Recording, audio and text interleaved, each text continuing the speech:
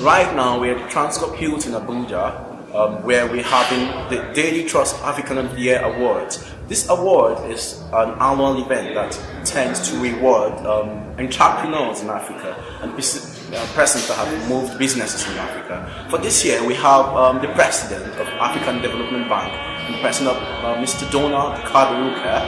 He's a seasoned economist, and he's been chosen particularly for this year because of his contributions to an initiative that brought up the African 50 Fund that tends to support businesses in Africa by the African Development Bank. We're going to take you through the moments of the event, the high moments of the event. I want you to go with us as we take you through them. Thank you.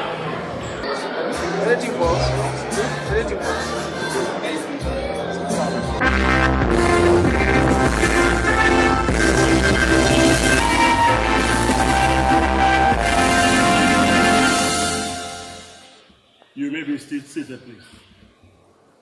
And now the award for the Daily Trust African of the Year kicks off. This is the 11th time this award goes out to any recipient after people like former South African President Thabo Mbeki.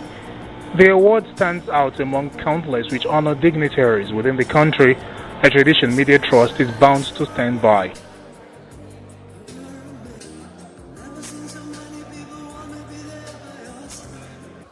But let me say a little more about the award. Trust Award to an African, rather than say a Nigerian of the Year. We are often asked that question, and our answer is this. We have opted not to join the crowded market of honoring Nigerian big men of dubious distinction. The award this year drew dignitaries from the finance sector, represented by CBN Governor Sanusi Lamido Sanusi, Head of the Securities and Exchange Commission Aruma Ote, Finance Minister Ngozi Okonjo-Iweala, as well as executives like Ekiti State Governor Kayode Fayemi.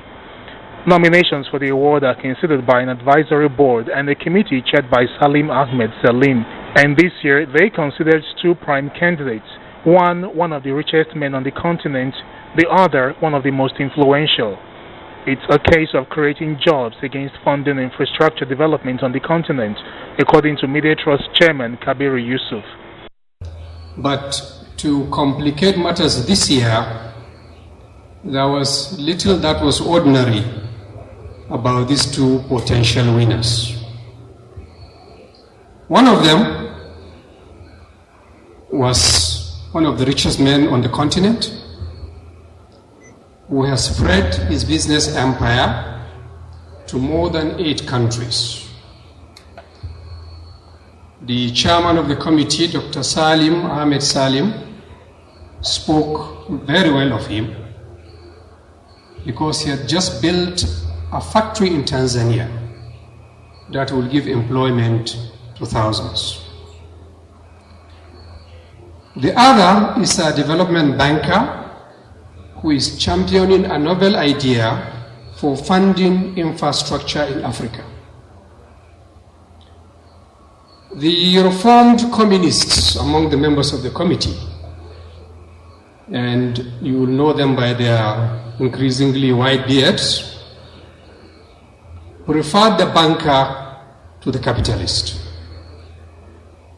They argued that job creation is incidental to the core purpose of business moguls. And like teachers, or sometimes even journalists, they don't have to look to heaven for their reward. Ever the diplomat that he is, Dr. Salim went along with the radicals, and as usual, the committee arrived at a consensus on his choice for this year, who, as you all know, is Dr. Donald Kabiru, who is serving a second term as president of the African Development Bank Group.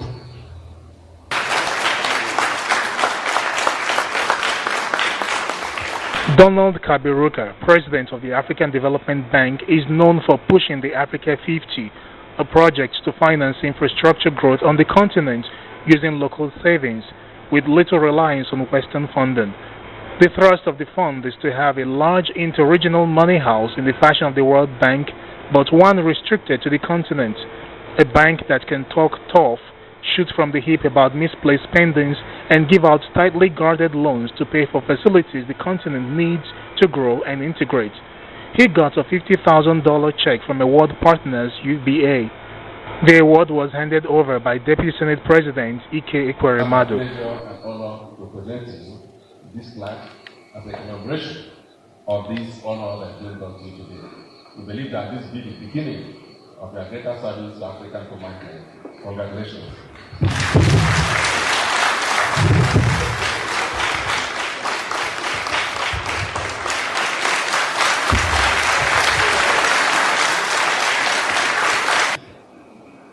%50 of all Africans live in 7 countries. Nigeria and Ethiopia leading. It is self-evident that if we are to make a dent on development, on transformation in Africa, what happens in these 7 countries will be critical. From where I sit, I think your great country has come a long way and is set for a great future. I do not for once want to underestimate the many challenges Nigeria faces, only to recognize that many of them are generic to all of us in Africa and are not peculiarly Nigerian. Now, dear friends, as we gather here tonight, I do feel truly humbled to be selected as African of the Year by this prestigious publication and this eminent select committee. He dedicated the awards to millions of Africans toiling, calling them true heroes of our time. The award was a call to action on the African Development Bank, which turns 50 this November, and its quest for economic prosperity. I'm often asked, is the glass half full or half empty? My answer has always been, I frankly couldn't care. My priority is to fill the glass.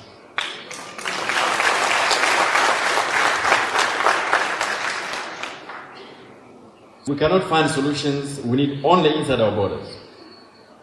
At a time of global slowdown, Africa's potential cannot be realized unless Africans are free to move within their continent unconstrained by colonial borders. I salute those countries who are moving now in that direction, making it possible for visas to be obtained on arrival. I commend those countries now implementing Schengen-type arrangements. I look forward, like many of you, to that day when there will be a common African travel document, such the staff of the African Development Bank have, and they travel around each country in Africa. He said necessary legal and technical work is underway to drive a vehicle of development throughout the continent, and the response very encouraging, including 5% contribution from central banks on the continent. Financial institutions showing leadership and ownership. Let us put Africa's own savings to Africa's development, not as charity but investment. The African Development Bank itself, through its equity investment, will take such a lead. I have called on central banks to commit 5% of their reserves. I know this is a controversial proposition. This modest call is because we are aware of the limitations of how much they can do given their mandates. But we're asking them to think out of the box. We're making a pitch to sovereign wealth funds and non-bank financial institutions. We're working together to overcome some of the legal challenges inherent in their mandates and investment guidelines. Despite the controversy that could come with the demand, Kabiru said he believed Africa needed to make strategic policy choices for its children and future to overcome a debilitating infrastructure gap limiting its potential. It's about a paradigm shift to take charge of our future, he said.